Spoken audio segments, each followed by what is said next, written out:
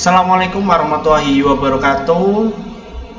Selamat pagi teman-teman semuanya dari kelas 8. Pada pagi hari ini atau sesi kali ini saya yakin akan melanjutkan materi subtema kedatangan bangsa-bangsa barat ke Indonesia ya. Kemarin sudah mempelajari tentang latar belakangnya yang terkait daya tariknya bangsa Indonesia terhadap bangsa Barat. Apa sih ya kan yang menjadi daya tarik dari bangsa Barat sehingga menuju ke Indonesia begitu kan. Kemarin sudah saya sampaikan begitu. Jadi kedatangan bangsa-bangsa Barat ini, subtema ini memiliki dua tujuan pembelajaran, yaitu memahami latar belakang kedatangan bangsa-bangsa Barat, dua menjelaskan proses kedatangan bangsa-bangsa Barat. Jadi untuk yang minggu ini kita selesaikan terkait memahami latar belakang kedatangan bangsa-bangsa Barat. Untuk minggu depan kita ketemu lagi dengan tujuan pembelajaran yang kedua, yaitu menjelaskan proses kedatangan bangsa-bangsa Barat. Begitu. Nah, tadi sudah mereview terkait review materi ASEAN ya, karena di pertemuan sebelumnya terkait dengan ASEAN ya kan, ada 10 negara yang tergabung dalam ASEAN. Tadi sudah kita review bersama, ada Indonesia, ada Malaysia, ada Singapura, Brunei Darussalam, Myanmar, Thailand, Kamboja, Vietnam, Filipina, dan Laos. Dan untuk Timor Leste OTW untuk gabung begitu ya. Jadi tadi sudah kita ulas bahwasanya Indonesia sangat banyak sekali sumber daya alam yang ada. Nah, hal tersebut pun sudah tercitrakan saat teman-teman belajar di kelas 7 tentang masa praaksara, pengaruh Hindu-Buddha, dan pengaruh Islam. Tercatat Indonesia itu semuanya memiliki sumber daya alam yang baik, dan itu semuanya berubah ketika kedatangan dari bangsa Barat. Ya, terus apa latar belakangnya bangsa Barat ke Indonesia? Tadi sudah kita sampaikan, kita juga sudah berinteraksi terkait rempah-rempah ya. Yang pertama daya tarik Indonesia, yang kedua nanti adalah terkait motivasi growth, glory, gospel, dan revolusi industri. Yang ketiga adalah proses kedatangan bangsa Portugis dan Inggris. Yang keempat adalah proses kedatangan bangsa Belanda. Jadi yang pertama adalah daya tarik Indonesia. Kalau di rempah serta sumber daya alam lainnya, yang paling utama adalah rempah-rempah ya. Jadi rempah-rempah yang ada di Indonesia ini menjadi tujuan utama bangsa Barat untuk datang di Indonesia. Jadi rempah-rempah apa saja yang ada di Indonesia? Cengkeh, kemiri, merica, pala, dan lain-lain. Nah, kenapa kok menjadi daya tarik? Banyak manfaatnya. Jadi rempah-rempah ini sangat banyak manfaatnya. Di antaranya 1. Mengawetkan makanan, 2. Bumbu masakan, 3. Obat-obatan. Jadi bangsa Barat itu sangat memerlukan rempah-rempah ini. Apalagi bangsa Barat memiliki musim yang namanya musim dingin, di mana mereka juga butuh rempah-rempah ini untuk menjadi penghangat mereka ketika pada musim dingin begitu. Nah, kenapa kok bangsa Barat tidak menanamnya sendiri begitu ya? Karena problemnya adalah rempah-rempah tidak dapat tumbuh di Eropa, karena Eropa mengalami 4 iklim, yaitu musim panas, musim dingin, musim gugur, dan musim semi. Ini adalah yang menjadi iklim ekstrem di bangsa Eropa sehingga tidak bisa tumbuh suburnya rempah-rempah di sana. Maka itulah yang melatar belakangnya akhirnya perlu melakukan ekspansi pencarian sumber rempah-rempah yang dapat dimanfaatkan di negaranya sebagai respon pertahanan hidup oleh negara Barat. Oke, itu adalah menariknya sebuah rempah-rempah. Apakah hanya rempah-rempah? Tidak. Ya, jadi sumber daya alam lainnya Indonesia juga sangat banyak sekali. Ya, berbagai wilayah di Indonesia memiliki sumber daya alam lainnya, terutama di Papua. Ya, itu sangat melimpah sumber daya alamnya yang sangat bisa menjadi daya tarik bangsa Barat. Utamanya adalah emas. Begitu. Selanjutnya sumber daya manusia. Nah, karena banyaknya penduduk di Indonesia, Nusantara waktu itu juga menjadi sasaran juga bagi bangsa Barat, karena kan di dalam nanti kita bahas tentang 3G itu ada gospel yang namanya adalah tentang penyebaran agama, yaitu agama Nasrani atau Kristen. Nah di situ nanti mereka memiliki target untuk di Indonesia penyebarannya, sehingga ketika banyak orang nanti penyebaran agama Kristen lebih cepat begitu. Soalnya strategis dagang.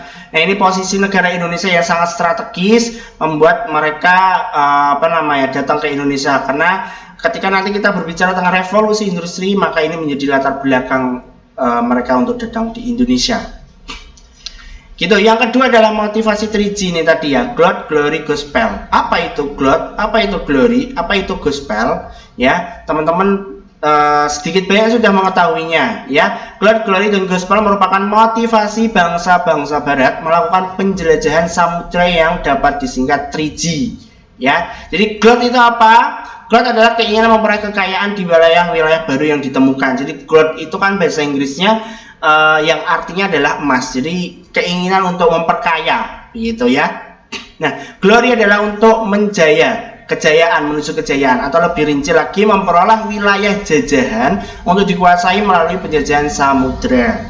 Yang ketiga yaitu Gospel, yaitu misi agama atau misionaris ya tadi ya, menyebarkan agama Kristen untuk disebarluaskan di dunia waktu itu. Jadilah itu adalah motivasi utama, salah satu motivasi utama bangsa Barat datang ke Indonesia. Yang ketiga adalah revolusi industri. Revolusi industri menjadi faktor pendorong juga dalam ekspansi bangsa Barat ke Indonesia. Apakah itu revolusinya? Jadi revolusi industri sendiri adalah pergantian atau perubahan secara menyeluruh dalam memproduksi barang dari sebelumnya menggunakan tenaga manusia dan hewan menjadi mesin.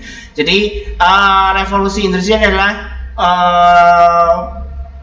perubahan yang sangat besar sehingga itu menjadi kebermanfaatan untuk seluruh dunia ya, yaitu dengan ditemukannya apa? Revolusi industri itu yang menggantikan tenaga manusia menjadi tenaga mesin. Yang pertama adalah revolusi pertama adalah ditemukannya revolusi mesin uap ya. Revolusi industri pertama ditemukannya mesin uap. Ya, di sini semua industri-industri yang ada di dunia beralih ke mesin. Yang dulunya secara manual dikerjakan oleh manusia ataupun hewan, sekarang bisa dikerjakan oleh mesin, sehingga memangkas memangkas modal yang dikeluarkan oleh masing-masing industrial. Nah, salah satu dampak adanya mesin uap yaitu adalah munculnya kapal mesin uap, yang dimana hal ini menjadi motivasi kuat bangsa-bangsa Barat untuk melakukan ekspansi ataupun berpetualang ke samudra begitu. Nah, sampailah di titik bangsa Barat sampai di Indonesia. Karena apa? Nah, di sini dengan mesin uap ini kapal akan bisa berlayar kemana saja tanpa harus menurut mata angin begitu. Selain itu ada banyak hal yang lainnya menjadi pendorong motivasi bangsa Barat ke Indonesia. Salah satunya juga adalah dengan ditemukannya kompas dan lain sebagainya, sehingga itu menjadi modal sangat kuat untuk berekspansi di dunia begitu. Nah, kesimpulannya adalah teman-teman, latar belakang dari kedatangan bangsa Barat ini, dari yang awalnya adalah mereka bertujuan untuk mengambil rempah-rempah dan memanfaatkannya begitu ya, tujuan utamanya. Terus yang kedua adalah mereka memiliki prinsip tadi 3G. Yang ketiga adalah terkait revolusi industri.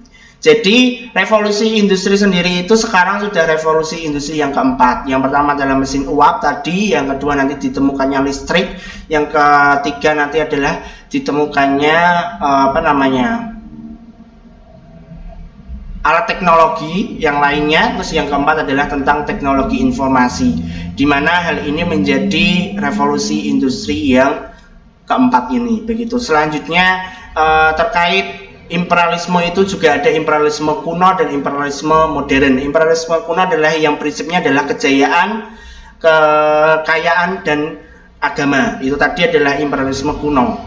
motivasi yang masih imperialisme kuno. Tapi imperialisme modern adalah ketika terjadi revolusi industri tadi, teman-teman semuanya ataupun siswa-siswa perlu ketahui, revolusi industri itu mempengaruhi mindset bangsa barat datang ke masing-masing negara jajahannya. Itu bukan lagi terkait 3G saja, tapi mereka akan mengekspansi untuk ekonomi dan yang ada di negara tersebut, yaitu menjadi tempat untuk berdagang ataupun memperjualbelikan hasil industri tadi. Kan ketika industri tadi itu sudah memiliki mesin, maka hasilnya akan lebih banyak barang-barangnya, maka dari itu perlu adanya tempat untuk menjualnya. Oleh karena itu juga menjadi salah satu imperialisme modern. Nah, kesimpulannya, kekayaan alam di Indonesia berupa rempah-rempah menjadi salah satu pendorong kedatangan bangsa-bangsa barat ke Indonesia. Mereka menjadi kaya raya karena memperdagangkan hasil bumi Indonesia dengan harga yang tinggi. Sampai saat ini, semua hasil bumi tersebut masih tumbuh subur di Indonesia. Maka dari itu, bangsa Indonesia harus selalu memperhatikan bidang pertanian dan perkebunan sehingga tetap menjadi penghasil utama rempah-rempah dunia. Nah, demikian teman-teman siswa, marilah kita meresapi ilmu yang kita dapatkan pada hari ini. Sebelumnya saya ucapkan terima kasih. Sampai jumpa di pertemuan minggu depan. Semoga ilmu yang kayak kita sampaikan bermanfaat dan berkah untuk kita semuanya. Akhirnya saya tutup. Wassalamualaikum warahmatullahi wabarakatuh. Selalu semangat, jaga protokol kesehatan, pakai masker, jaga jarak, dan selalu cuci tangan. Bawa hand sanitizer kemanapun kita berada. Terima kasih, sampai jumpa di pertemuan selanjutnya.